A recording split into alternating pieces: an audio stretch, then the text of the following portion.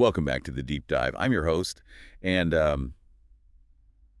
today we are doing something a little different. Usually we take a specific topic and grab a stack of research papers and just try to build a clearer picture of the world for you. Right, a very methodical approach. Exactly. But today we're starting with basically a grenade that was tossed into the middle of the internet.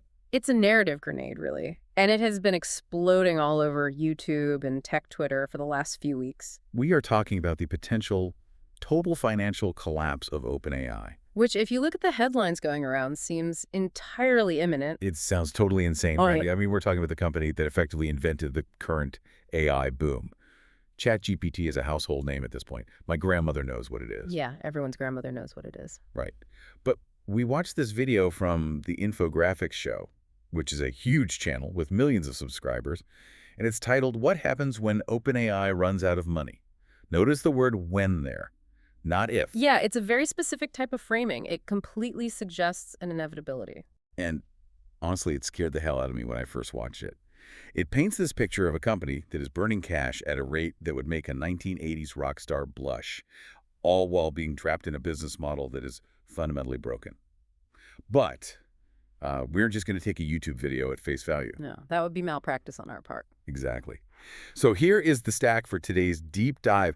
We have the transcript of that video, which we are going to treat as the prosecution, so to speak, but we are cross-examining it against a highly technical paper from Epoch AI regarding the actual costs of training these models. Along with financial reports from Reuters and The Guardian? Yes, and a really dense PDF analysis we found that breaks down the critical difference between burning cash and actually going broke. Because there is a massive difference between the two. And mixing them up is where I think a lot of this public fear actually comes from. So our mission for you today is simple. We need to answer three big questions. First, is the economics of AI actually broken, or is it just really, really expensive? Second, is this YouTube video a fair analysis, or is it just doom bait? And third, for everyone listening right now who relies on these tools in their daily life, should you be worried that the server lights are literally about to go out? I think worried might be the wrong word, though. Alert is probably better, because even if they don't go broke, the era of cheap magical AI might be coming to an end. Okay, let's unpack this. I want to start with the numbers because they are genuinely staggering. The video opens with this massive contradiction. On one hand, we've confirmed reports. Sarah Fryer, the CFO of OpenAI, was quoted recently in Reuters saying they have hit $20 billion in annualized revenue. Let's just pause on that for a second. 20 billion. That is faster growth than Google. Yeah. Faster than Facebook. It's unheard of. In the history of software, almost nobody gets to 20 billion that fast. Right. So you look at that and you think, okay, they're printing money, they've won. But then the video pulls up these internal spreadsheets and projections. It claims that starting in 2026, which is right now, by the way, OpenAI, is facing projected losses of $14 billion a year. Yeah. And that by 2029, their cumulative spending could hit $115 billion. It feels like a complete paradox, doesn't it? How can you bring in 20 billion and still be bleeding out that fast? It feels like making $1 million a year, but spending $2 million on, I don't know, Fabergé eggs. Well, in this case, the Fabergé eggs are NVIDIA GPUs. And this is where we have to get into the weeds of scaling laws. The video throws this term around a lot, but I don't think they fully explain just how punishing the underlying math actually is. I have to admit, whenever I hear scaling laws, I just think bigger is better. You build a bigger computer, you get a smarter AI. That is the very simplified version. Yeah. But the technical reality, which we clearly see in the Epoch AI paper, is actually about diminishing returns. Right, how so? In traditional software, if you want your app to be twice as good, you might hire twice as many engineers or spend twice as much time writing code. It is a roughly linear progression. Right, you put in $1 of effort Yeah. and you get $1 of improvement. Exactly. But with large language models, the scaling laws dictate that to get a linear increase in performance, to make the model just slightly smarter, you need an exponential increase in compute. So to get from, say, GPT-3 to GPT-4, You don't just double the power, you multiply it by 10 or 50. It is a brute force equation. You are effectively trying to read the entire internet and then read it again and again, but with vastly more parameters. this brings us to the analogy the video used, which I actually found really sticky, but I want to challenge you on it a bit. They called it the trucking company problem. It's a very compelling visual, for sure. So the idea laid out for you guys listening is this. Imagine a trucking company. Usually you buy a truck and it lasts 10, maybe 20 years. It's a solid asset. It sits on your balance sheet and it makes you money for decades. Correct. That is how traditional industrial businesses work. That's capital expenditure, or CapEx. But the video argues that in the AI industry, the trucks are the chips. The NVIDIA H100s or whatever model is current. And because the technology is moving so unbelievably fast, these chips don't last 20 years. They don't even last 3. Right. They argue that the chips basically become scrap metal every 18 months because the next generation of chip is just so much better. Yes, that's the core of their hardware argument. But wait a minute. Does a silicon chip actually stop working after 18 months? If I buy a high-end laptop today, it doesn't dissolve into dust in 2 years. I can still use it to type documents or browse the web. Is it really fair to say these enterprise chips become scrap metal? That feels a bit like hyperbole to me. It is hyperbole, but honestly, only slightly. Physically, the chip absolutely still works. It can still do the math. But economically, it might as well be a brick. Walk me through that. Why is it a brick? Think about the electricity cost to run these things. These data centers consume gigawatts of power. If the new Blackwell B200 chip from NVIDIA is, say, 5 times more energy efficient per calculation than the old H100, and you are still running a data center full of the old H100s, your electricity bill is 5 times higher than your competitor's bill to get the exact same result. Oh, I see. So you basically get priced out of the market by your own electric bill. Exactly. You are burning massive amounts of cash to run slow trucks, while your competitor is delivering packages 5 times faster for a fraction of the fuel cost. So you have to upgrade. You really have no choice if you want to stay in the frontier model race. That turns the hardware from a long-term investment into a recurring and completely vanishing expense. A rapidly vanishing expense. It is quite literally like buying a brand new fleet of thousands of trucks every 18 months. And these aren't cheap trucks we're talking about. No, the video mentions $30,000 to $40,000 per single chip. And you need clusters of 10,000 to sometimes 100,000 of them working in tandem. That is a terrifying business model. Yeah. It feels like running on a treadmill that is constantly accelerating, and if you stumble, even once you just fly off the back and hit the wall. It is completely terrifying. And this is exactly why the Epoch AI paper is so incredibly important for this deep dive. We needed to check if the video's massive cost numbers were just fear-mongering for clicks. And what did we find? Epoch AI analyzed training costs going all the way back to 2016. They found that the cost to train a frontier model, meaning the absolute best, most capable model available at any given time, has grown by a factor of 2 to 3 times per year. Consistently. Consistently. It is a sheer exponential curve. Yeah. If you plot it on a graph, it literally looks like a vertical wall. They project that if this exact trend holds a single training run, just the act of pushing the button to create the final brain of the model will cost over $1 billion by 2027. $1 billion, just for one software update, basically. For one attempt at a software update. That $1 billion doesn't count all the failed experiments along the way. It doesn't count the massive data cleaning process or the staff. Yeah. That is purely the compute time for the final successful run. Okay, speaking of the staff and all those other costs, Epoch AI actually broke down where all this money goes. And I have to say, this part completely surprised me. We hear so much in the media about the energy crisis of AI. You know, headlines saying AI is boiling the oceans or data centers are using more water than a small country. It is a huge environmental concern, absolutely. The physical footprint is massive. But financially, the Epoch breakdown found that energy is only about 2 to 6% of the total cost. Relative to the hardware, yes, it's surprisingly small. That seems incredibly low to me. If I'm running a giant server farm, isn't electricity my main ongoing operational cost? In a traditional legacy data center, yes, it is. But remember, the price of our metaphor trucks. When you are stuffing a massive building full of $40,000 chips that you are forced to replace every 2 years, the rapid depreciation of that hardware completely dwarfs the electricity bill. So the hardware just eats everything else. Completely. The Epoch breakdown showed that hardware, meaning the chips and the server racks, accounts for 47 to 67% of the total cost. So the massive bill is basically just buying chips and then paying the people who know how to plug them in and use them. Right. The R&D staff is the next biggest chunk, coming in at roughly 29 to 49%. And let's not forget, these aren't just your standard app developers. These are elite researchers who command NFL player-level salaries. Right? A talent pool is tiny. OpenAI is paying millions of dollars per person for top talent because there are maybe 500 people on the entire planet who truly understand how to build the architecture for the next generation of GPT. So they are getting squeezed on both sides. Squeezed on capital by having to constantly buy new chips, and squeezed on labor by having to hire these absolute geniuses. Yes. But I want to circle back to the energy thing for a moment, because I don't want to minimize it. Just because energy is a small percentage of the total cost doesn't mean it's a small problem in absolute terms. This brings us directly to Project Stargate. Project Stargate. I have to say, this sounds like a sci-fi movie villain secret lair. It frankly sounds exactly like one. Both the Reuters reports and the PDF analysis we reviewed discuss this heavily. It is a proposed infrastructure project, a massive next-generation supercomputer cluster that could cost up to $100 billion upfront and potentially $500 billion over its lifespan. $500 billion. Yeah. For one compute cluster. Yes.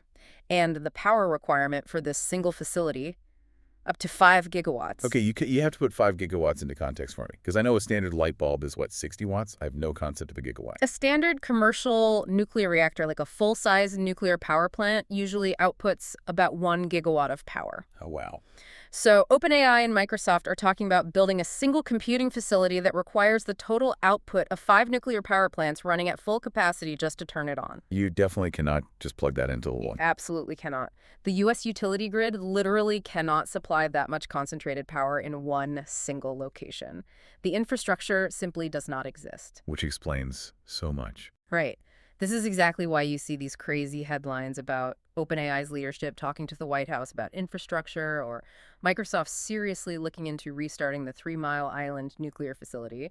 They basically have to build their own private power grid because the public one is far too small. Okay, so that context really explains why the infographics video claims they're running out of money. Because building 5 nuclear plants worth of private infrastructure isn't something you do with the spare change you get from $20 ChatGPT subscriptions. Precisely. The scale of the spending required here is purely industrial. It is nation-state level spending. But their revenue, even at $20 billion, is still essentially a software-as-a-service model. It's $20 a month from consumers and some enterprise API usage. Which directly leads us into what the video calls the business model trap. The video makes a really aggressive argument about the Microsoft deal specifically. It's a fascinating part of their thesis. We all know Microsoft invested $13 billion into OpenAI early on.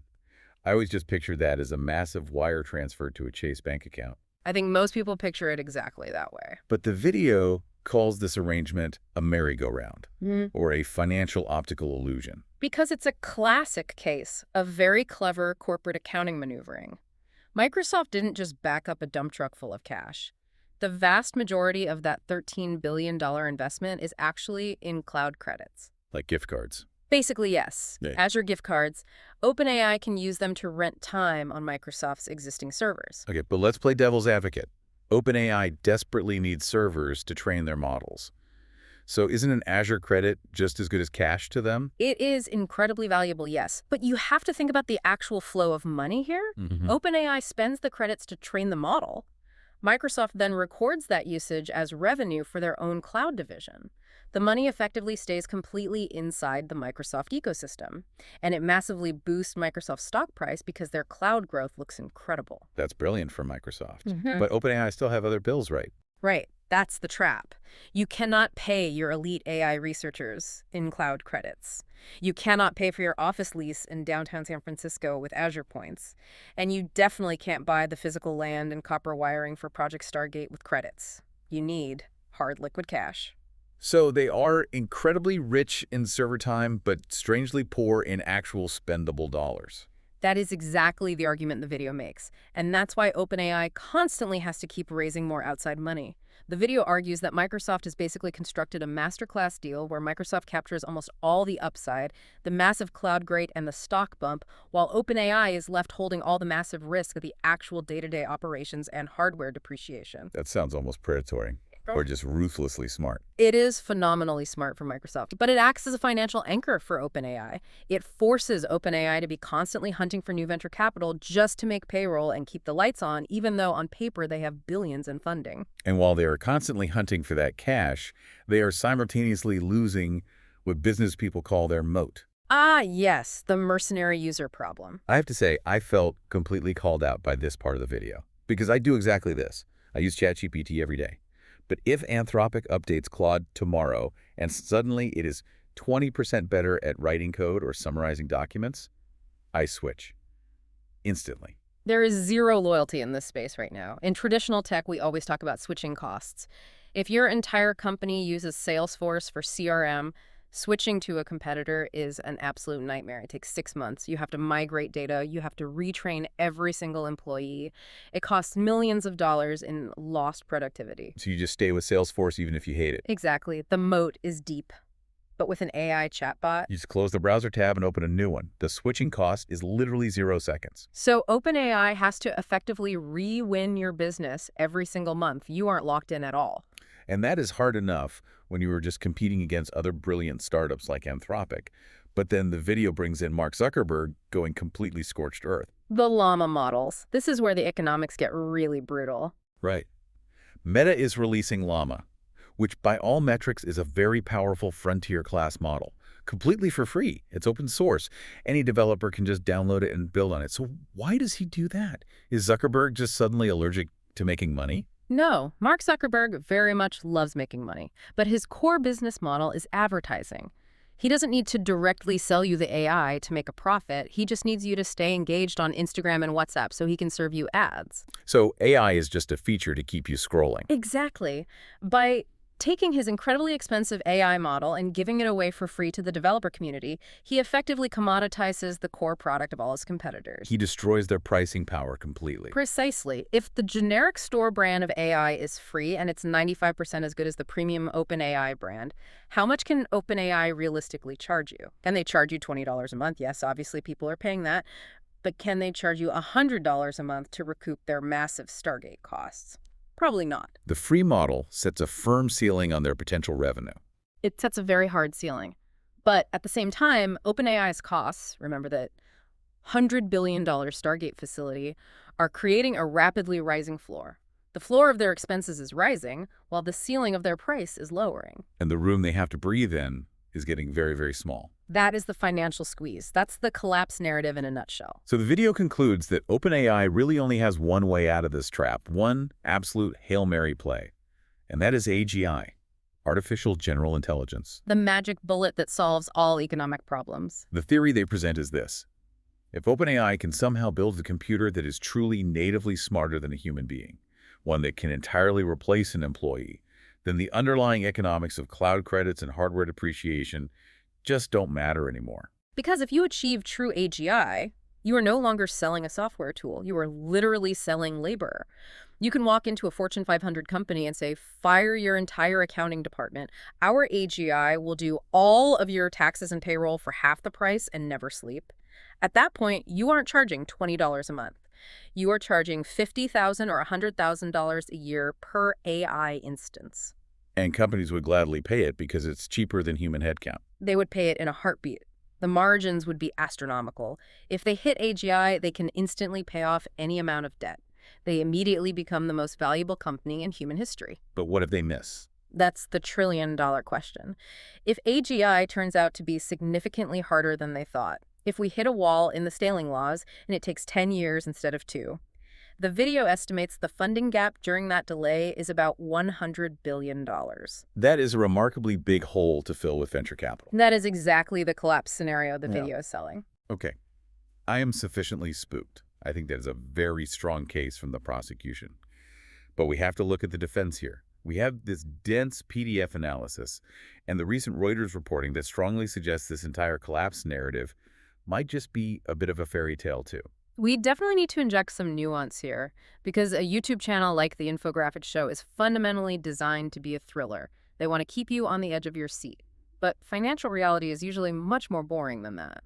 The very first thing the PDF analysis points out is how we define the phrase running out of money. Yes, semantics matter a lot here. If you or I run out of money, we get evicted from our apartment. If a local coffee shop runs out of money, it goes bankrupt and closes its doors. But in Silicon Valley, running out of money is just a technical state of being. It just means it is time to raise a Series F funding round. And the big question is, are people actually willing to give them that money? And the answer is unequivocally yes. The Reuters report confirmed a massive $6.6 billion raise just recently, which valued the company at $157 billion. And we're seeing huge players like SoftBank getting involved. NVIDIA themselves are investing back into OpenAI. You do not hand $6 billion to a company that is 2 weeks away from dying. You absolutely do not. The due diligence on a deal like that is rigorous. This brings us to a concept highlighted in the PDF, which is the idea of being too big to fail. But not in the 2008 banking sense, more in the modern geopolitical sense. Explain that for me. How does geopolitics save a tech startup? The PDF points out that OpenAI now has access to what they call nation-state levels of capital. AI is no longer viewed as just a consumer software product. It is officially considered critical strategic infrastructure. The United States government looks at artificial intelligence the exact same way it looks at nuclear weapons or domestic energy production. Meaning they simply cannot afford to let a rival nation like China win the AI race. Correct. If OpenAI actually started to teeter, if they really were going to go bankrupt and shut down their servers tomorrow, it is highly likely that massive sovereign wealth funds from the Middle East or even direct U.S. government defense contracts would immediately step in to bridge the gap. So they basically have a safety net made entirely of national security interests. It's a very expensive safety net, but yes, true insolvency is incredibly unlikely when you are viewed as a vital national asset. And let's look at that revenue number again, $20 billion. The YouTube video kind of brushes past that number very quickly to focus on the massive $14 billion losses. But $20 billion in revenue is undeniable market traction. It proves what investors call product market fit. People actually want this thing. They have 800 million weekly active users. You almost never see a company with 800 million users just vanish into thin air. The consumer demand is undeniably real. The only problem is the cost of goods sold. The PDF also brings up a really interesting point about the concept of burn rate that I hadn't considered before. It argues that burn rate isn't a fixed law of physics, it's actually a dial. This is a critical point that the fear narrative completely ignores. The infographics video operates on the assumption that OpenAI absolutely must spend $100 billion on Project Stargate no matter what. But that is a strategic choice. They are choosing to sprint right now because they desperately want to capture the entire market. They are basically in the middle of a massive digital land grab. Exactly. But let's say the macroeconomy tanked tomorrow, or venture capital funding completely dried up. They could just choose to stop building Stargate. They could just pull the plug on the new factory. They could halt construction. They could slow down the training runs for GPT-5 or 6. They could even stop offering the completely free tier of ChatGPT to consumers. Oh man, people would absolutely riot if they took away the free tier. They would be furious. Sure, it would be a PR nightmare. But think about the underlying math. A huge chunk of that massive electricity and compute bill is currently going towards serving millions of free users who pay them $0. If OpenAI cut the free tier tomorrow, their operational costs would plummet instantly. Their top-line revenue might dip slightly, but their profit margins would suddenly look vastly healthier. So the analogy isn't that they are driving a car with no brakes off a cliff. The reality is they are driving a Formula One race car at 200 miles an hour because they want to win the championship. But they absolutely possess the ability to step on the brakes and slow down to 50 miles an hour if they realize they are running out of gas. Exactly. They have massive financial leverage that they just simply aren't using yet because growth is their only priority today. I want to pivot here slightly and talk about the media aspect of this entire situation. In setting up this deep dive, we were asked to look at the meta-analysis. Why does a video like this even exist, and why does it easily get millions and millions of views? It taps into something called collapse psychology. Collapse psychology. What is that exactly? Look at the title of the video again. What happens when OpenAI runs out of money? It is entirely definitive. It completely frames a theoretical financial risk as a guaranteed certainty. So it's deliberate fear-mongering to get clicks. It's storytelling. A headline that says OpenAI faces severe capital intensity challenges over the next decade is incredibly boring. Nobody clicks on that. But a headline that says OpenAI is totally broke and collapsing, That is a compelling story. It has a villain, maybe Sam Altman. It has a victim, which is the economy or the tech sector. And it promises a massive dramatic climax. It does feel like the internet as a whole is extremely polarized on AI right now. It is deeply polarized. On one side, you have the accelerationists who legitimately think AI is a godlike entity that will solve all human disease tomorrow. And on the other side, you have the doomers who think it is either a total financial bubble or literally going to launch nukes. A video like this directly feeds the bubble narrative. It perfectly validates the feelings of everyone who is already highly skeptical of the constant AI hype. It's pure confirmation bias. It lets people sit back and say, see, I knew it was all just a massive crypto-style scam all along. Exactly. And massive channels like the infographic show operate on volume and high drama. They need to keep you watching through the mid-roll ads. Nuance is quite literally the enemy of viewer retention. The notes we got for this deep dive specifically mentioned comparing this massive video to smaller creators like, say, Max of All Trades. I've actually seen some of his stuff on YouTube. It has a very different vibe.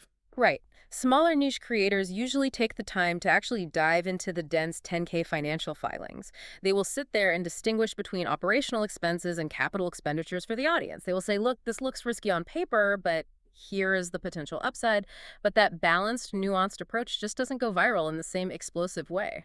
So as everyday consumers of information, we have to be incredibly careful not to mistake highly produced drama for actual financial analysis. We really have to recognize that financial collapse is basically just a subgenre of internet entertainment now. So looking forward past the noise, we have established that they probably won't actually go broke tomorrow, but things are definitely going to change. Based on all the sources we've looked at, what does the next, say, 2 or 3 years actually look like for this industry? 2026, 2027, 2028? I think the single biggest shift you are going to see is a change in who OpenAI actually cares about. Meaning the users, us. No, the enterprise sector. The PDF analysis heavily suggests a hard, aggressive pivot toward B2B or business-to-business sales.